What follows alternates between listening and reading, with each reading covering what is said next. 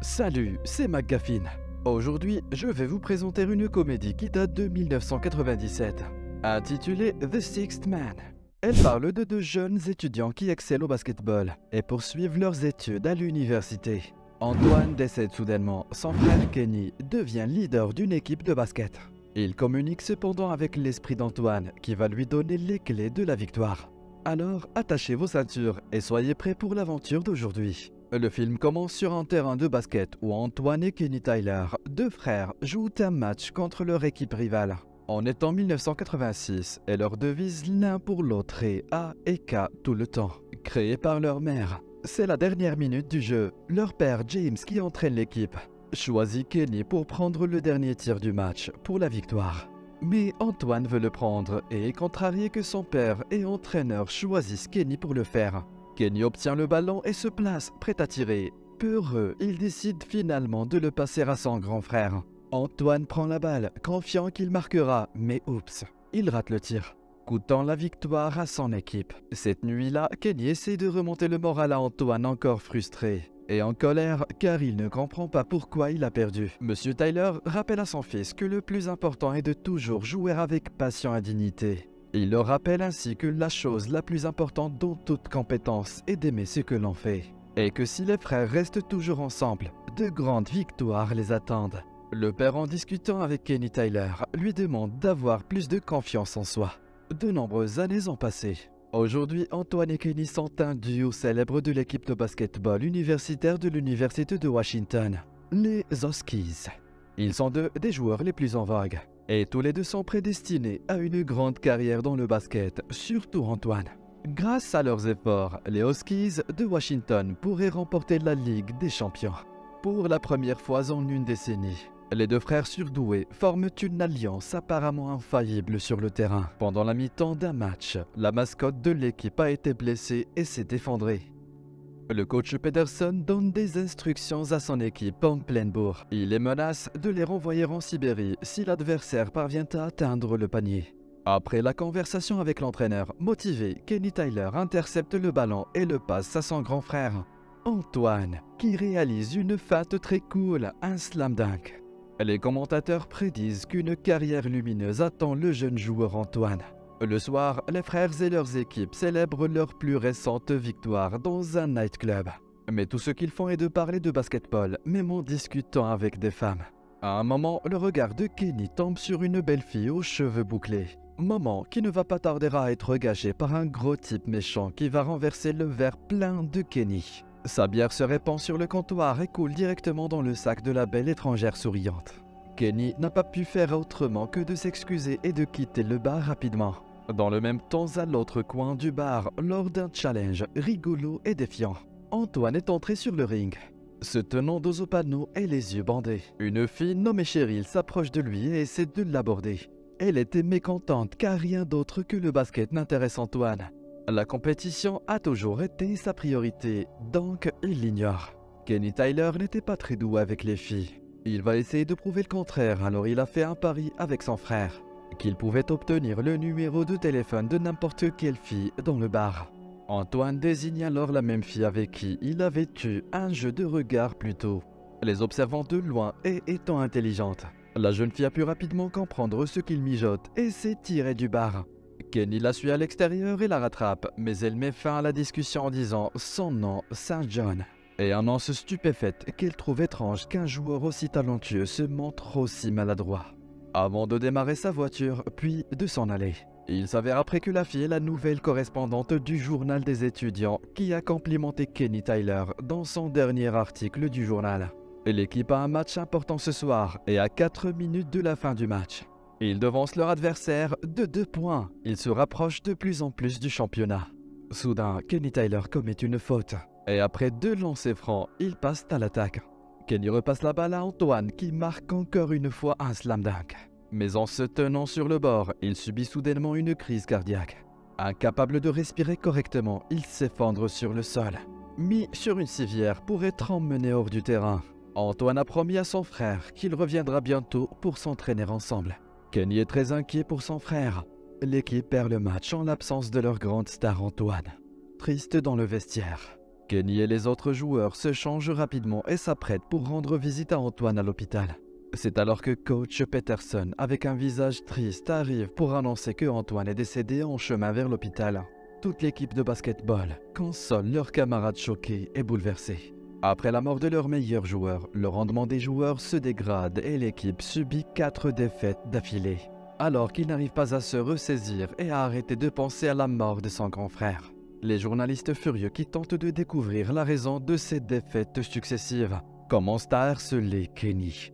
Plus tard, Kenny visite le terrain de basket et se remémore les bons moments qu'il a passés avec son frère. Et il commence à parler à haute voix à Antoine et lui dit qu'il ne peut pas le faire tout seul et qu'il a besoin de l'aide de son frère. Saint John, la fille du bar, s'approche de Kenny pour présenter ses condoléances et l'apaiser.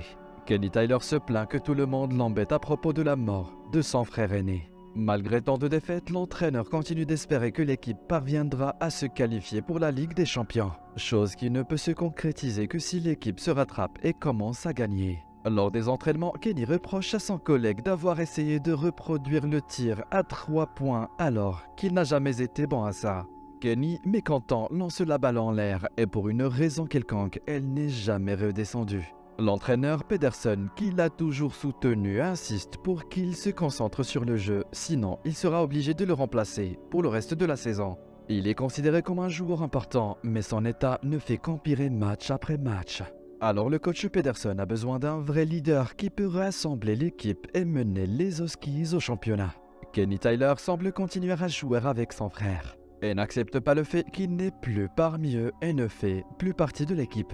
Au match suivant, les Huskies perdent encore de 12 points et Kenny devient le pire joueur. Soudain, il commence à entendre des chuchotements sous forme de conseils. Peu après, des séquences étranges commencent à se produire et l'équipe de Kenny prend la tête du match. À la dernière seconde du match, alors qu'ils étaient menés d'1 point, Kenny marque inattendument un panier à 3 points de la moitié du terrain, menant son équipe à une victoire surprenante. Tout le monde est étonné de la performance de l'équipe et même les journalistes sont prêts à écrire de nouvelles histoires. Finalement, après avoir tant galéré, les Huskies gagnent le match. Une fois au vestiaire, Kenny se retrouve seul après que ses collègues rentrent chez eux. Se croyant en train de perdre les pédales, il entend encore une fois cette voix qui ressemble à celle de son frère Antoine, chuchoter, le félicitant et le remerciant pour le grand match qu'il a fait. Dans la douche, les robinets s'ouvrent tout seuls et un Antoine vivant émerge de l'eau. Kenny Tyler essaie de se convaincre que ce ne sont que des hallucinations, causées par la fatigue. Soudain, son grand frère l'attrape par derrière. Il essaie de frapper le fantôme, mais il n'y arrive pas. Antoine l'attrape par le cou et lui rappelle les mots de leur père, qui leur disait « Si les frères restent toujours ensemble, tout sera possible ». À part Kenny, personne d'autre ne peut voir Antoine ou le remarquer car c'est Kenny qui a invoqué l'esprit de son frère. Maintenant, ils vont se battre pour le championnat ensemble. Kenny est maintenant constamment distrait par les blagues de son frère et l'équipe commence à le trouver étrange à cause de ses comportements bizarres. Le fantôme d'Antoine le suit partout où il va, l'embrassant devant ses proches et ses coéquipiers. Le match suivant, la mi-temps se termine à égalité entre les deux équipes. Durant la deuxième période, ayant la balle, Malik Major était déjà en train de dépasser la ligne. Mais le fantôme d'Antoine intervient et le projette vers le panier pour empêcher les adversaires de marquer des points. Le fantôme d'Antoine s'est assis sur l'anneau du panier, interdisant la balle de passer, même avec de telles astuces effrontées. La partie est équilibrée et, comme toujours, tout se décidera dans les dernières secondes du match. Antoine décide qu'il doit tout faire tout seul. S'élançant à travers le terrain, il passe la balle à Kenny qui l'attrape et marque à la manière de son frère décédé. Grâce à cette victoire, les Huskies réalisent leur rêve tant attendu et se qualifient au grand championnat. Dans les vestiaires, le comportement étrange et bizarre de Kenny continue d'attirer l'attention de ses camarades et à soulever des questions. Les joueurs commencent à penser qu'il a perdu la tête suite aux souffrances causées par la mort de son frère bien-aimé. À l'université, Kenny s'approche de R.C. St. John, qui l'informe qu'il est en compagnie d'un homme invisible. Et à la lumière des événements récents, il n'a même pas pu réaliser au début que c'était une blague ironique de la part de la journaliste. Après l'avoir invité à un rendez-vous, la fille commence à parler du match et des dernières victoires de l'équipe qui semblent surnaturelles. Car tout le monde a pu constater que les joueurs restent suspendus en l'air pendant plusieurs secondes avant d'atterrir au sol. Et que la balle s'envole avec des trajectoires bizarres pour se glisser délicatement dans le panier. Soudain, Antoine surgit de la piscine. Effrayé, Kenny pousse un cri puis commence à parler à l'étrange fantôme. RC se demande pendant un moment ce que le garçon peut bien voir. Antoine conseille son frère de s'éloigner de la journaliste qui commence à soupçonner les comportements de Kenny. Mais Kenny l'ignore, croyant que son frère est juste jaloux parce qu'il ne peut plus sortir avec des filles. Pour ces paroles grossières et crues, Antoine prend Kenny par la gorge et se met à torturer le pauvre Kenny devant ses camarades d'équipe. Convaincus que Kenny a définitivement perdu la tête, ils exigent des explications de sa part. Kenny, agonisant, explique à ses camarades qu'il voit son frère décéder tout en haletant de respirer pour retrouver son souffle. Mais les joueurs continuent de penser qu'il est fou. Convaincus que personne ne va le croire, il demande à son frère fantôme de se montrer devant les autres joueurs également, afin qu'il le croie. Kenny lance la balle à un joueur de petite taille et lui demande de faire un slam dunk, en avançant que son frère Antoine l'aidera à le réaliser. Sans même faire de sprint, le joueur s'envole dans les airs et a atteint le panier. Tout le monde est étonné, mais pas assez pour croire l'existence du fantôme d'un joueur mort. Pour leur donner une preuve tangible, Antoine apparaît alors sur le grand écran du terrain. Pour la 15e fois de cette saison, la mascotte a essayé de toucher le panier, mais il s'est à nouveau blessé. Ce soir, c'est le premier match de la Ligue des Champions. Le rédacteur en chef du journal qui assiste au match avec la journaliste St. John lui dit qu'il a besoin d'évoluer dans sa carrière. Quelque chose d'étrange est en train de se passer avec la meilleure équipe de la ville, que tout le monde suit de près, et dont Kenny Tyler fait partie. Joueur avec qui elle entretient dernièrement une très bonne relation et qui est définitivement impliqué dans les derniers faits. Alors son chef lui fait signe qu'il devrait saisir l'occasion pour bénéficier de cette relation afin de découvrir ce qui se passe avec les Huskies. Il lui promet que si elle arrive à dénouer cette énigme, une carrière brillante l'attendrait en tant que journaliste dans l'un des magazines sportifs les plus en vogue en Amérique. Antoine exige de son frère de passer la balle à un autre joueur pour un tir à 3 points. Bien sûr, le joueur réussit et c'est sa première tentative réussie parmi de nombreux lancers ratés. L'ennemi était sur le point de faire un lancer franc quand Antoine s'est instillé à l'intérieur du joueur et le force à lancer la balle sous le dôme. La balle est encore une fois entre les mains de l'adversaire. Antoine possède le ballon. Effrayé, le joueur jette simplement la balle et s'enfuit. Comme prévu, les Huskies décrochent encore une fois la victoire. Lors de ce match, Kenny Tyler a marqué 36 points, brisant ainsi tous les records de l'histoire du basketball. Une fois au vestiaire, c'est toute l'équipe qui se réjouit et célèbre cette belle victoire. Kenny Tyler a rendez-vous avec la journaliste qui tente indéfectible de découvrir le secret de l'équipe, qui devient soudainement aussi talentueuse. Antoine, qui n'aime pas du tout la journaliste, se mêle comme toujours dans les affaires personnelles de son frère Kenny. Dans la salle de bain, Kenny, qui regarde entre ses jambes et ne faisait pas attention à la présence d'un autre homme, demande à son frère Antoine de ne se montrer que s'il l'interpelle et lui demande d'arrêter d'interrompre ses discussions avec la journaliste devenue très importante pour lui. L'autre homme, qui a tout entendu, a mal interprété ce qu'il a écouté. Antoine refuse de laisser son frère cadet tranquille et continue de le harceler. Alors il arrose abondamment son plat de sauce piquante, puis le mouille d'eau. L'étrange rendez-vous touche à sa fin, au moment où il essaie d'embrasser la journaliste. Antoine l'interdit en mettant ses mains visibles devant elle. Après avoir tressaillé un peu, plus rapide qu'Antoine, il a finalement pu embrasser la fille sur la joue, puis de nouveau sur les lèvres. Par la suite, une dispute se déclenche entre les deux frères. L'entraîneur, qui entend la voix de Kenny, sort pour voir ce qui se passe. Regarde Kenny en train de parler seul et lui demande avec qui parle-t-il. L'équipe des Huskies se débrouille bien dans le championnat. Il s'approche peu à peu de la finale. Lors du match suivant, Antoine demande à son frère de suivre ses instructions au lieu d'écouter l'entraîneur. Aussi, il s'est permis d'entrer dans le corps de Luther Lassalle pour le pousser à violer une règle et il a dû être remplacé. Kenny, en ayant marre, demande à son frère de ne plus s'approcher de ses coéquipiers car il commence déjà à nuire l'équipe. Bien sûr, les Huskies gagnent à nouveau avec une grande différence de 19 points. De l'autre côté, la journaliste se trouve forcée par son patron qui exige d'elle de récolter plus d'informations sur l'étrange et inhabituelle équipe des Huskies. Alors elle décide de rediffuser les matchs pour découvrir que Luther Lassalle n'a même pas touché la balle et que le journaliste disait que le joueur avait mentionné quelque chose à propos d'un certain joueur décédé avant de quitter le terrain. Et l'équipe est arrivée à New York pour jouer la phase finale. Les joueurs décident de parler à Kenny et l'informent qu'ils ne veulent plus d'Antoine dans l'équipe, car ils savent qu'il ne laissera personne gagner et jouer une partie équitable, tout comme quand il était encore vivant. Après avoir entendu cela, Antoine, furieux, commence à secouer la pièce. Antoine traite ses amis d'ingrats en mentionnant que c'est grâce à lui seul qu'ils ont pu gagner tous les derniers matchs et se qualifier à la finale. Kenny explique calmement que si son frère veut jouer, il jouera. Il décide qu'il est temps de dire la vérité à la journaliste. Interpellée par son patron et ses camarades journalistes pour leur révéler ce qu'elle a pu découvrir au cours de son enquête sur l'équipe des Huskies, elle refuse de divulguer le secret de son petit ami et jette l'article qu'elle a écrit dans la poubelle.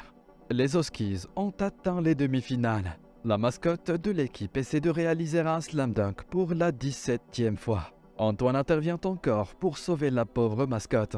Kenny et Smith, la star de l'équipe adverse, échangent des paroles avant le début du match. Smith saisit l'occasion pour exprimer sa gratitude et rappeler à Kenny son excellent frère Antoine. Et l'équipe ne peut pas résister à Smith, doué, qui ne cesse de marquer des points, déchirant ainsi ses adversaires. Antoine, qui observe le match, s'énerve une fois de plus et cause une blessure grave à Smith. Son équipe perd le match et les Huskies atteignent la finale. Triste, Kenny Tyler se rend à l'hôpital pour visiter le pauvre Smith, victime de l'irresponsable Antoine. Il découvre que le joueur a une commotion cérébrale sérieuse et une clavicule cassée. La journaliste a deviné que c'était Antoine, il est mort mais commande toujours son frère. Avant le match, dans les vestiaires, Kenny supplie son frère aîné pour laisser tranquille l'équipe. Rester sur le banc, suivre le match et de laisser l'équipe gagner seule. Antoine lui rappelle qu'ils ont toujours été des partenaires et ont rêvé de devenir des champions. Pour sa part, Kenny Tyler se rend compte qu'il était sur la touche toute sa vie en train de se cacher dans l'ombre de son frère. Les joueurs se révoltent et annoncent qu'ils refuseront de jouer si Antoine rentre sur le terrain aujourd'hui. Énervé comme toujours, Antoine quitte l'équipe. L'entraîneur encourage ses joueurs et leur demande de donner leur tout pour gagner la finale. Cette fois, face à l'équipe favorite du championnat, dont 3 de ses membres qui ont le potentiel d'atteindre une équipe de NBA. Comme prévu, les Huskies perdent dès le départ, même s'ils essaient de toute leur force. Frustrés, le doute s'introduit dans leur esprit et ils commencent à croire que sans Antoine, l'équipe ne peut rien espérer. Kenny, lui, pense différemment et est convaincu qu'il lui suffira d'essayer plus dur, de revenir sur le terrain avec Antoine dans le cœur. Certain qu'il est déjà dans l'équipe pour renverser la situation en leur faveur. Antoine entend les mots de son frère. Sentimental, il laisse s'échapper une larme. Les Huskies rejoignent alors le terrain. Pleins d'enthousiasme, déterminés à emporter la finale. Les commentateurs ont noté le jeu phénoménal de Kenny Tyler. Zijia Sherbasek marque un panier à 3 points. Avec 2 minutes de jeu restantes, les Huskies sont en retard de seulement 4 points. 17 secondes de jeu restantes, ils passent à une défense ferme. Kenny Tyler intercepte une passe et court vers le panier. Il lance un tir à 3 points et c'est là qu'Antoine apparaît pour soutenir son frère. Kenny Tyler l'interdit de toucher la balle, alors Antoine disparaît. Aucune aide n'était nécessaire de sa part et le ballon est entré dans le panier. Les Huskies sont les champions. Alors que tout le monde célébrait la victoire, Antoine a fait un signe de la main à son frère et s'est dirigé vers la lumière. Il admet que c'était la victoire de son petit frère et qu'il n'a fait que le gêner pendant tout ce temps. Avant de partir, Antoine lui rappelle les paroles de son père et lui souhaite d'être champion l'année prochaine également. Plus tard, Kenny Tyler regarde vers la lumière. L'entraîneur réalise qu'il y a un 6e joueur. Kenny et Antoine, pour toujours, c'est la ligne qui termine le film. Notre voyage se termine ici aujourd'hui. J'espère que vous avez apprécié ce résumé. Dites-nous dans les commentaires ce que vous pensez du film et abonnez-vous à notre chaîne pour voir plus de vidéos comme celle-ci. Merci d'avoir regardé.